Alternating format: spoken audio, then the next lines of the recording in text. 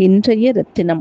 கௌசல்யை தேவி மேலும் கூறினார், ராகவா மைந்தனே, தேவாலயங்களிலும் யாகசாலைகளிலும் எந்த கடவுளர்களை நீ வணங்குகிறாயோ அந்த தெய்வங்கள் முனிவர்களோடு கூட காற்றில் உன்னை காப்பாற்றட்டும்.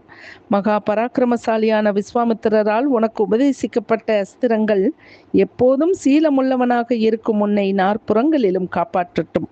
மகா பலம் பொருந்தியவனே, மகனே, தாயாருக்கும் தந்தையாருக்கும் நீ செய்துள்ள பணிவிடைகள், நீ கடைபிடித்து வரும் சத்தியம், இவைகளால் நன்கு பாதுகாக்கப்பட்டு நெடுநாள் வாழ்வாயாக.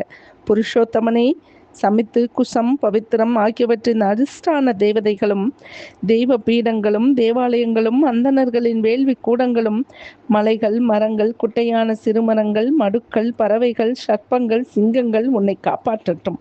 சாத்தியர்கள், விஸ்வதேவர்கள், மருத்துக்கள், மகரிஷிகள் உனக்கு மங்களத்தை கொடுக்கட்டும். தாதா விதாதா என்னும் தேவதைகள் உன்னை காத்தருளட்டும். பூஷா, பகன், அரியமா ஆகியோரும் இந்திரன் முதலான லோக பாலகர்கள் என்மரும் உன்னை ரட்சிப்பார்களாக. ருத்துக்கள், பக்ஷங்கள், மாதங்கள், வருஷங்கள், இரவுகள், பகல்கள், முகூர்த்தங்கள் இவற்றின் அதிஷ்டான தேவதைகள் உனக்கு எக்காலத்திலும் நன்மையையே செய்யட்டும்.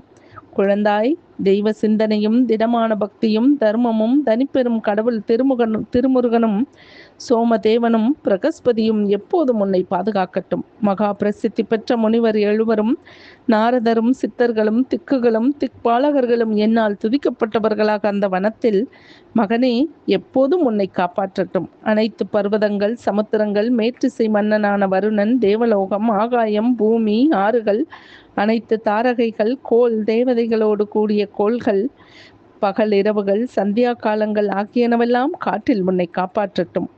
6 ருதுக்கள், புனிதமான மாதங்கள், வருஷங்கள், லக்கினங்கள் இவற்றின் ஆட்சி தெய்வங்கள் எல்லாம் உனக்கு நன்மையை அளிப்பார்களாக. பெரும் காட்டில் தவசி வேடத்தில் சுற்றித் திரியும் புத்திமானான உனக்கு ஆதித்யர்களும் தானவர்களும் எப்போதும் சௌக்கியத்தை கொடுப்பவர்களாக இருக்கட்டும்.